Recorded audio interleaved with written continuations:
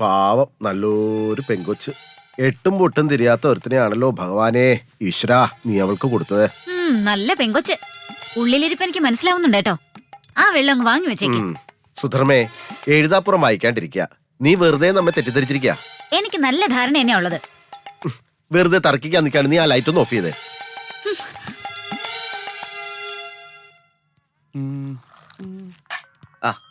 Hello. അല്ലെ ഇതാര് town ഹാളാ? നിന്റെ തന്തപ്പടിയാണ് ടൗൺ ഹാള്. അയ്യേ, എന്തിനാടാ രാവിലെ എന്റെ തന്തയ്ക്ക് വിളിക്കുന്നത്? എന്റെ പൊന്നു രാമനായരെ, ഞാൻ പറഞ്ഞിട്ടുണ്ട് എന്നെ ടൗൺ ഹാളിൽ നിന്ന് കൂട്ടി വിളിക്കല്ലേ. എനിക്കൊരു അബദ്ധം പറ്റിപ്പോയി. എന്നും ചെന്നും കുന്നും എന്നെ ഇങ്ങനെ കളിയാക്കുന്ന വെച്ചാ അത് കഷ്ടമല്ലേ? അല്ല കുഞ്ഞിരാമേട്ടാ, നിങ്ങൾക്ക് എന്താ ബദ്ധാ പറ്റിയേ?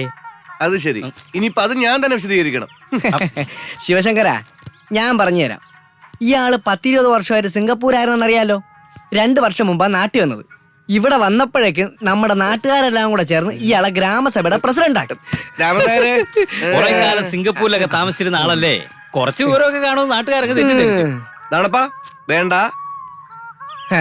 ഗ്രാമസഭയുടെ ആദ്യത്തെ മീറ്റിംഗ്, അതിൽ വെച്ച് ഈ മഹാ ഒരു കാച്ചി നമ്മളെ രാഷ്ട്രീയക്കാരൊക്കെ ചെയ്യാറില്ലേ, അതുപോലൊരു പ്രസ്താവന. എന്താ നമ്മുടെ നാടിന് സ്വന്തമായിട്ടൊരു ടൗൺ ഹാൾ പണിയണമെന്ന്. ഈ പട്ടിക്കാട് ഗ്രാമം എന്നാ ശിവശങ്കര ടൗൺ ആയത്? സത്യം.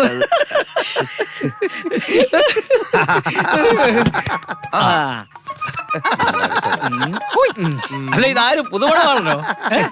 എടേ, ഇവന്റെ വേളി കഴിഞ്ഞിട്ട് 4 ദിവസം തീർച്ചയായില്ലല്ലേ. അതിനുമ്പോ ടയർ ഉരുട്ടിക്കൊണ്ട് ഇറങ്ങിയോ? ഉണ്ണി, ചായ വേണോ? വേണം രണ്ടെണ്ണം എന്താ, ഭയങ്കര വിശപ്പ്. ഇപ്പൊ തരാം. എങ്ങനുണ്ട് ഉണ്ണി ശ്രീദേവി? വേളി കഴിഞ്ഞ് ഇതിനെ കറങ്ങി നടന്നാ മതിയോ? ഞാൻ പിന്നെ ഇല്ല തന്നെ കിടന്നുറങ്ങണോ? ആദ്യരാത്രിയൊക്കെ ഗംഭീരമായിരുന്നു ഉണ്ണിയെ. ഏതാ അതിരാത്രി? അപ്പൊ ഞാൻ പറഞ്ഞതൊക്കെ നീ മറന്നാ? ഓ അതാണോ? രാമൻ നായർ പറഞ്ഞ പോലെ ഒക്കെ ഞാൻ ചെയ്തു കേട്ടോ. പക്ഷെ പാല് മുഴുവൻ ഞാൻ കുടിച്ചു പോയി. ഇവനെ കല്യാണം കഴിപ്പിച്ചത് കൊണ്ട് ഒന്നും നേരെയാവില്ല. ആ പെണ്ണിന്റെ ഒരു ഗതി അല്ല, ഗതി കെട്ടാ പുലി പുല്ലും തിന്നണം. പട്ടിണി കിടക്കുന്നതിലും ഭേദമാണല്ലോ വലതും കട്ട് തിന്നുന്നത്.